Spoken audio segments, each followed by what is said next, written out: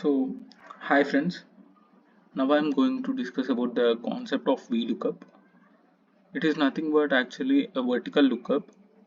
And next, coming to the definition of it, is it is used to search the value from the leftmost column of the table and retrieves the corresponding value.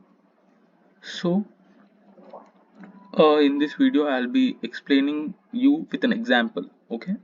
So in this we have two tables, that is orders table and next the products table. So in this I'll be retrieving the product name into the orders table with the help of VLOOKUP. So let me write down the product name. Okay, product name, and next we will be writing the syntax of it, that is equals to VLOOKUP, and next it is asking for lookup value.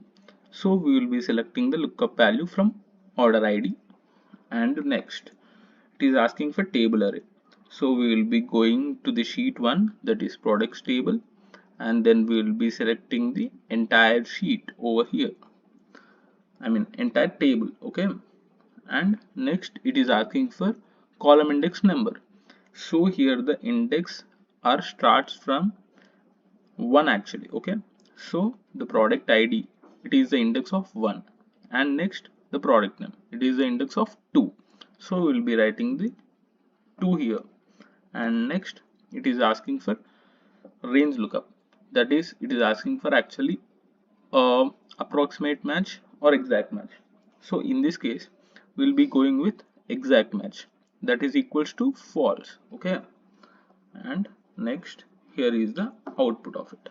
Okay, so in this we have retrieved the product information from products table to the orders table.